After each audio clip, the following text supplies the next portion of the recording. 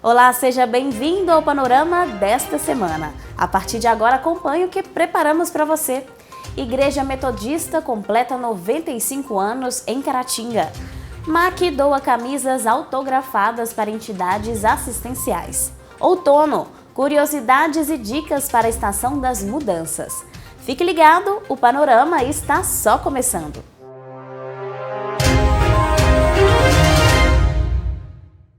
Há 95 anos foi implantada em Caratinga a Igreja Metodista.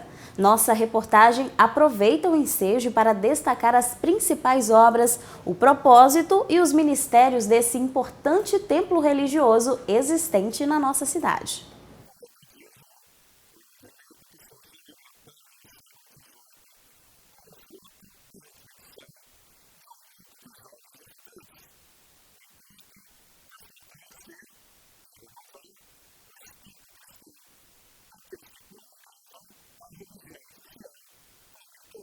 O metodismo, ele tem mais de 300 anos de história. Nós comemoramos 300 anos de história há uns 10, 12 anos atrás, né? Aqui no Brasil, a igreja tem mais de 140 anos de história. Aqui em Caratinga, 95, né? E é uma igreja, como eu já disse, profundamente missionária, profundamente voltada também para o ser humano como um todo, né? Para nós, a interpretação e definição de religião é muito mais do que igreja. Religião não é o que a gente vive aqui dentro da igreja. Religião é o que a gente transmite fora dela.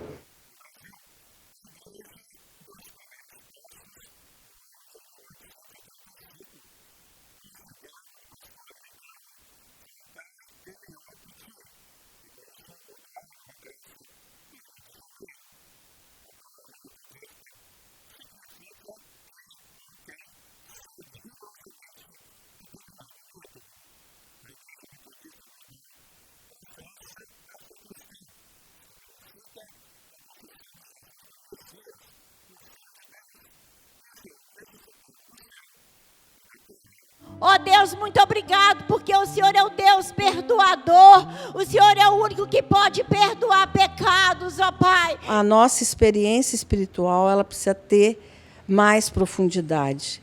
E ela passa pelo nosso relacionamento com Deus e o nosso relacionamento com as pessoas. Então, esse é o desafio que Jesus deixou para nós. Amar a Deus sobre todas as coisas, né? E amar ao próximo como a nós mesmos.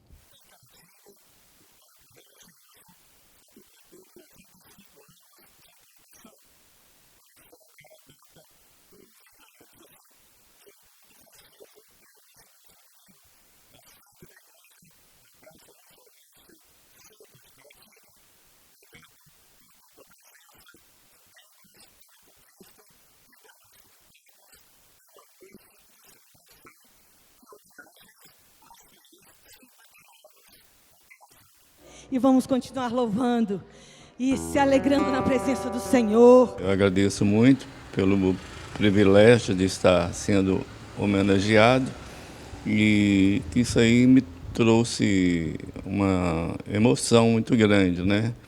E também eu não esperava por isto. Tivemos um culto muito alegre, muito festivo.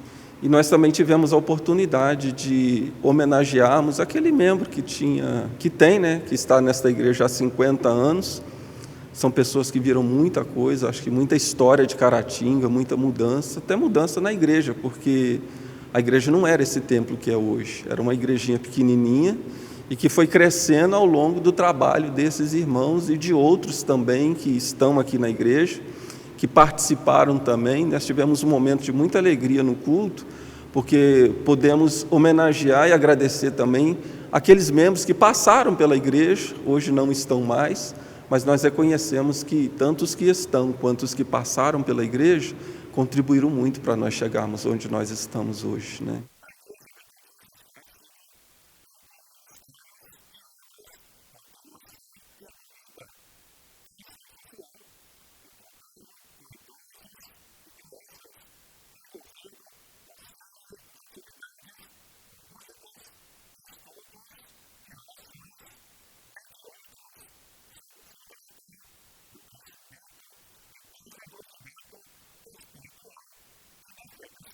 Ministério de Ação Social na vida da igreja.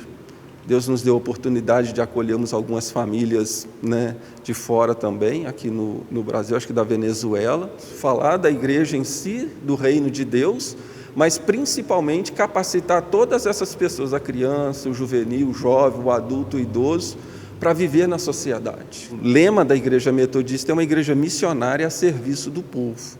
Não faz sentido sermos igreja se não estendermos a missão, o evangelho e tudo mais que Jesus deu para nós, para a sociedade em si.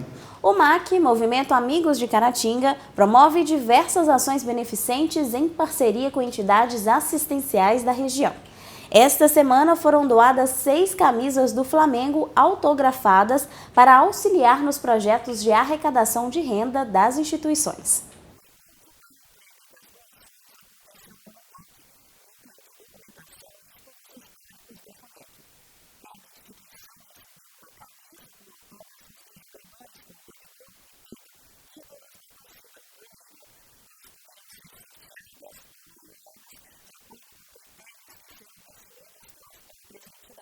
E elas eu tenho certeza que vão saber trabalhar, porque é uma camisa de um time brasileiro. E nós brasileiros nós temos que apoiar os times brasileiros, viu? E é essa nossa intenção de estar destinando essas camisas para as instituições, porque nós sabemos a necessidade de cada uma delas. E ter certeza que vai ser bem rentável para as instituições fazer o que elas precisam fazer. Várias instituições estão passando por reformas, outras precisando de outras coisas que eles sabem quais e sei que vão ser bem destinadas. E a preocupação do MAC é esta.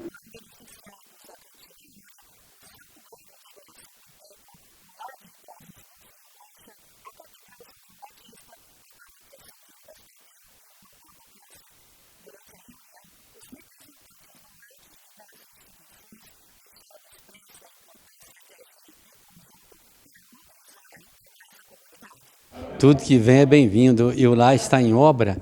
Nós estamos acabando de instalar a energia solar, gastamos muito, e estamos fazendo outras obras, então é muito bem-vindo. E se Deus quiser, vai transformar em bens lucrativos para o nosso asilo. Nós temos a feijoada no dia 30 de abril. De repente, esse era um bom dia, a gente vendeu um sorteio simples lá, barato, um simbólico, e agradar o povo que flamenguista vai na feijoada, aqui são muitos. Pode ser uma boa data. Eu vou trocar ideia com a editoria e breve nós estamos falando como vai ser feito. Com certeza nós vamos estar dando, né, uma destinação para que gere renda para a Cantina Áurea. Nós ainda não sabemos a forma que nós vamos estar trabalhando. Nós vamos reunir com os trabalhadores da casa e vamos olhar uma forma que traga, não é? Primeiro, acho que muita alegria, que é o essencial, não é? E trazer recurso para a Cantina Áurea. A Cantina Áurea hoje que está atendendo essas 40 famílias, esses andarilhos. Estamos hoje, né, distribuindo essas marmitas de segunda a sábado. Então, assim, o recurso que vai entrar para nós, ele é muito, mas muito importante. Nós não podemos deixar de jeito nenhum de agradecer a essa comunidade de Caratinga. Porque eu falo que mais do que doar o alimento é doar amor. Então é isso que essa comunidade de Caratinga faz com a Cantina Áurea. Então nosso agradecimento, nosso muito obrigada mesmo, de coração. Que Jesus possa envolver a todos em muito amor e muita luz. E agradecendo demais ao MAC, né, por ter nos escolhido nesse momento tão importante. Essa camisa que nós recebemos, né, do fundo da MAC, a gente tem que agradecer muito a ela por ter dado essa oportunidade para a gente recebê-la e fazer dela, né, conseguir mais fundos para que a gente possa terminar nossas obras, tanto estrutural como também pastoral. Logo após a gente terminar, a gente vai investir mais nas obras pastorais. É um time de peso, assinatura de vários jogadores, então eu acredito que vai dar uma visibilidade muito grande e a gente vai estar com esperança de que tenha uma boa renda, que a gente consiga promover, que a gente vai decidir aqui ainda na reunião, né, se vai ser em rifas, se vai ser em bingos, se vai ser leilões. Então a gente vai resolvendo aqui agora, a gente vai promover também na nossa paróquia e vamos tentar fazer o melhor possível. Nossa entidade, que tem mais de 35 anos, sobrevive de doações e alguns eventos que nós realizamos. E eu quero aproveitar a oportunidade de agradecer toda a cidade de Caratinga e circunvizinhança que nos ajuda, porque a gente vive de doações, uma despesa muito grande temos uma ajuda da prefeitura de R$3.000 ao mês e temos uma despesa de 50 mil por mês. Então, vocês verem o milagre que é a nossa instituição. Então, eu conto com a generosidade das pessoas de Caratinga e região para que possa participar desse evento, que provavelmente será a rifa dessa camisa, para que a gente possa cada vez mais assistir melhor nossos assistidos. É com muito prazer que a gente está recebendo essa camisa da Nação Rubro-Negra. Alô, Nação Rubro-Negra! Nós estamos fazendo aqui um bingo em prol da construção da paróquia João Paulo II. E a gente conta com cada um de vocês, que são todos muito unidos, e a gente sempre aí fazendo o que pode pelo social, né? Abraçando a causa. E a gente mais uma vez agradece o MAC pela oportunidade. Como funcionam os juizados especiais criminais? Esse é o tema do quadro Pense Direito de hoje. Confira! Os juizados especiais criminais foram criados pela Lei nº 9.099 do ano de 1995, com o objetivo de melhorar o nosso sistema judiciário e desafogar as varas criminais da justiça comum, onde haviam inúmeros processos ali tramitando, poderiam ser resolvidos de outra forma, com acordo, com composição, sem a necessidade de uma sentença criminal. Pois bem, nesse sentido foram criados os juizados, também com o objetivo de desafogar o nosso sistema carcerário, de diminuir o superencarceramento que nós temos no Brasil há muito tempo. Os juizados especiais criminais, então, detêm a competência de julgar os crimes ou as infrações penais de maneira geral, cuja pena máxima seja igual ou inferior a 2 anos. Então, nós vamos olhar para o crime, nós vamos olhar para a infração penal, seja um crime ou contravenção, por exemplo, e olhar para a sua pena. Se essa pena for igual ou menor, a pena máxima, igual ou menor que 2 anos, então poderá ser julgada pelos juizados especiais criminais. Não só poderá, como deverá, porque é uma competência absoluta no caso. Uma exceção é para os crimes cometidos contra a mulher em situação de violência doméstica.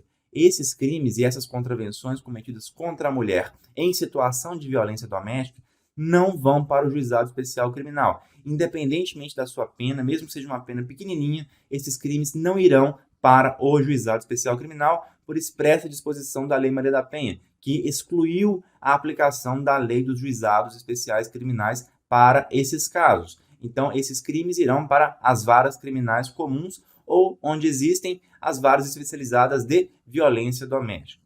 Retornando, então, aos juizados especiais criminais que, como vimos, não julgam violência doméstica contra a mulher, não julgam crimes dessa natureza, mas julgam, sim, como vimos também, as infrações penais cuja pena máxima é igual ou inferior a 2 anos.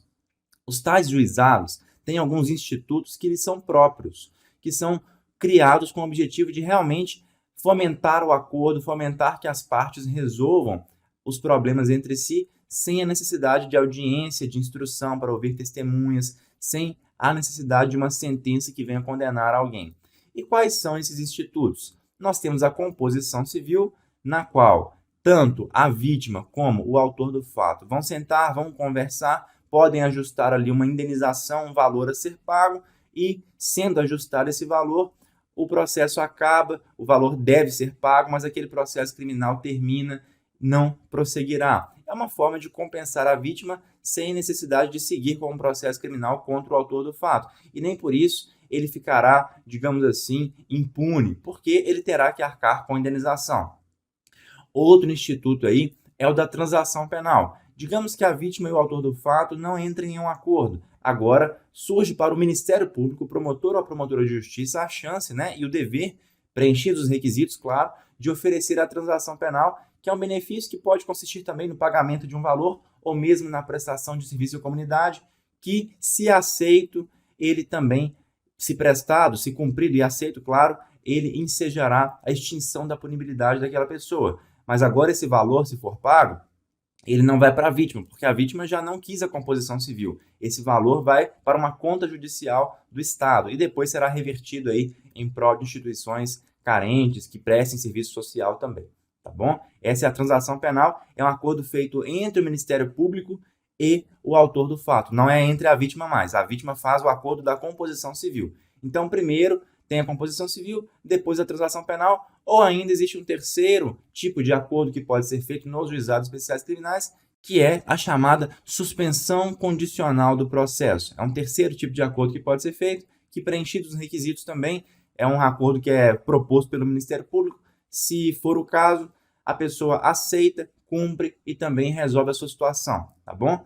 A transação penal é para os crimes e contravenções cuja pena máxima seja igual ou menor que 2 anos. Já a suspensão condicional do processo é para os crimes e contravenções cuja pena mínima seja igual ou inferior a 1 ano, tá? Que tipo de situação que vai, então, para os juizados especiais criminais, só a título de exemplo? Olha, vias de fato, lesão corporal leve, lesão corporal culposa, vários crimes ambientais também vão, ameaça. Nós temos aqui também posse de drogas para uso próprio, calúnia, injúria, difamação, várias dessas condutas, jogo de azar também, o famoso jogo no bicho, né?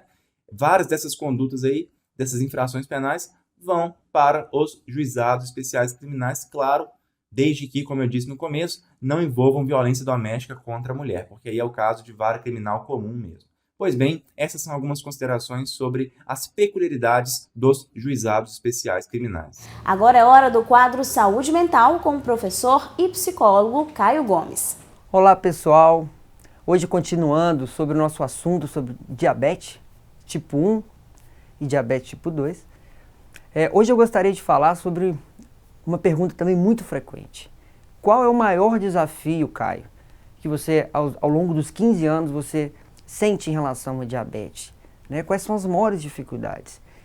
Enquanto psicólogo, enquanto pessoa, né, que possui a diabetes tipo 1, uma das maiores dificuldades que sinto está ligada às questões sociais, às relações sociais. Vou explicar por quê.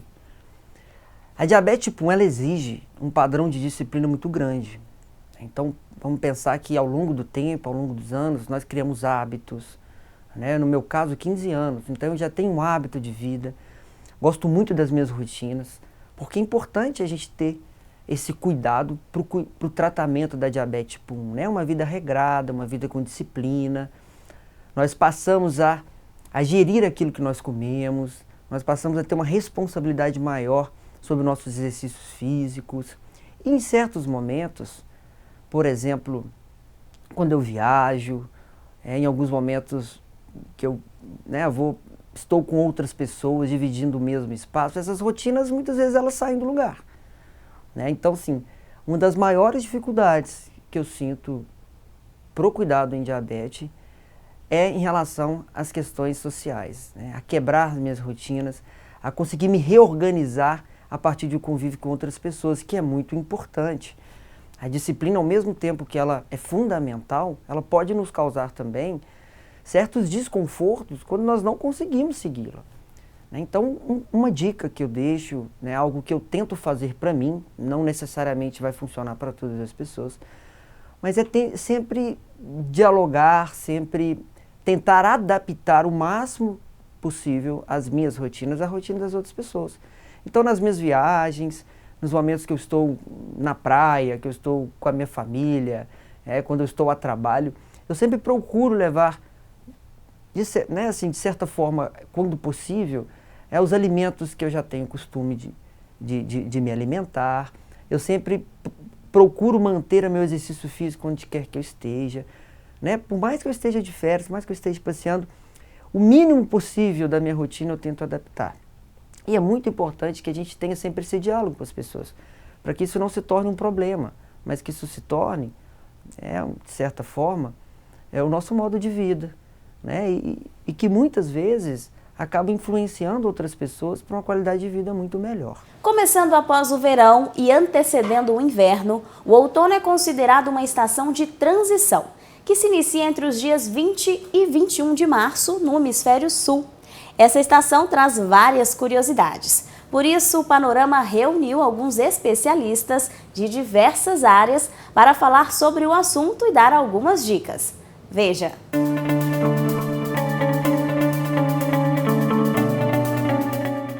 O outono traz muitas curiosidades. Um dos aspectos mais marcantes é a transformação da natureza. As folhas das árvores ficam entre tons de amarelo e vermelho e algumas espécies passam por uma queda de folhas.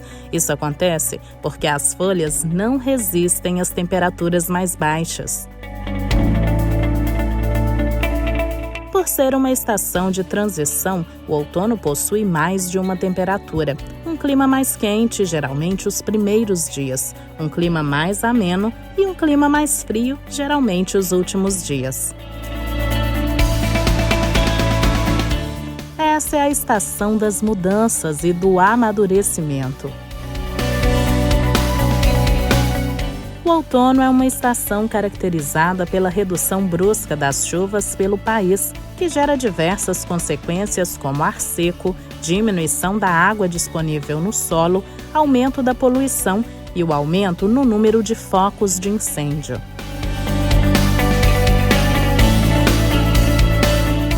O meteorologista Rui Brandos Reis explica como as estações do ano influenciam no clima. Podemos observar também que esse movimento de translação da Terra em torno do Sol, ele não é exatamente de 365 dias. Vamos dizer, a Terra faz esse movimento e quando ela chega aqui aproximadamente próximo da posição que ela estava no ano anterior, né, já deu 365 dias. Então, se nós vemos o total, o correto é 365 dias, 5 horas e 48 minutos. 5 horas e 48 minutos são aproximadamente 6 horas. Se nós multiplicarmos por 4, você vai ser 24 horas. Então dá um dia. Daí que nós temos essa correção do ano bissexto. A cada 4 anos, nós temos aí, em vez de 365 dias, nós temos 366 dias.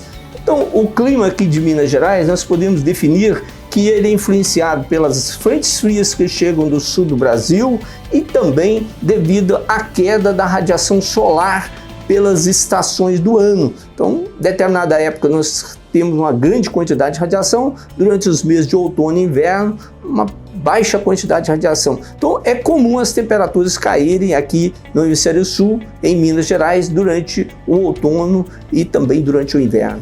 As queimadas podem acontecer o ano todo e no Brasil os números são elevados mesmo fora do outono. O outono é essa época de transição entre a estação quente e chuvosa do verão para uma estação mais seca e fria do inverno. Por essa mudança de temperatura e umidade, muitas pessoas têm crise de rinite, como também de muitas infecções no ouvido, nariz e garganta. Pela baixa umidade, muitas pessoas podem apresentar pele ressecada, então é importante usar o hidratante, se possível usar após o banho, já no banheiro mesmo, porque o banheiro está um pouco mais úmido. É importante também, se vocês perceberem que tem umas crises de tosse, obstrução nasal, é importante colocar uma bacia com água ou uma toalha molhada, que vai deixar seu quarto um pouco mais úmido. Quando for usar o umidificador, evitar deixá-lo toda a noite, pode formar um efeito rebote, ou seja, deixar o quarto muito úmido e, consequentemente, proliferar fungos que vai favorecer outros problemas para você. É importante também tomar muita água, que isso vai ajudar a hidratação, lavar o nariz com soro fisiológico, que além da hidratação ele vai limpar qualquer micro-organismo, qualquer problema que pode inalar nesse sentido. É importante também, quando perceber que o tempo está ficando mais frio, como está sendo nos últimos dias, já começar a tirar antecipadamente cobertores, roupas de frio, jaquetas e mandar lavar e deixar no sol, que aquele cheiro um pouco mais forte de guardado pode prejudicar bastante pacientes, principalmente com crise de rinite. É importante também deixar sempre o nariz mais livre, lavar o nariz por isso também com soro fisiológico, porque o nariz é um filtro, tudo que é ruim devia passar pelo nariz. Se o nariz não funciona direito, tudo que é ruim para a garganta, ou seja, tem mais infecções de garganta, como faringites, amidalites e laringites, com perda da voz. É importante também controlar o quadro de rinite, que pode favorecer sinusites, tá? Lembrando, controlando a rinite geralmente diminui bastante os episódios de sinusites. A maioria das queixas de infecção, desde faringite, amidalites e sinusites, são virais, ou seja, não precisaria do antibiótico. Geralmente esses quadros duram 2 semanas, mas geralmente no 3º ou 5º dia é o pico maior, de maior intensidade de sintomas. Assim como a pele do rosto precisa receber cuidados específicos diferentes do que fazemos com a pele do corpo, O couro cabeludo e os cabelos também devem ser cuidados e tratados adequadamente para se manterem saudáveis, principalmente no outono, como explicou a dermatologista estética, tricologista e especialista em transplante capilar, doutora Lara Gardoni. A tendência é o clima ficar mais seco e mais frio, e com isso a gente também tem que manter os cuidados com o nosso couro cabeludo e com o cabelo. Começando por alimentação, gente. A alimentação influencia diretamente na qualidade e na saúde do seu cabelo. Então, melhora a alimentação, beber muita água, porque agora no inverno e no outono a gente tende a beber menos água. Então, beber muita água, porque a hidratação que você gera para o seu corpo vai influenciar no seu cabelo.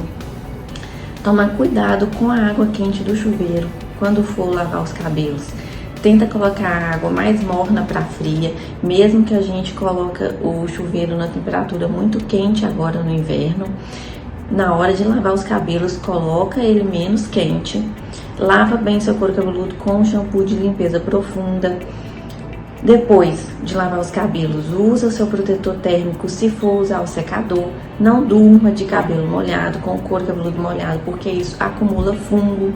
A temperatura quente no banho faz com que a gente produza mais sebo no couro cabeludo, e o aumento do sebo no couro cabeludo influencia negativamente, né? Aumentando a sua queda de cabelo. São pequenos detalhes, pequenos cuidados que você pode fazer que vai te ajudar a manter seu couro cabeludo saudável e o seu fio de cabelo mais saudável.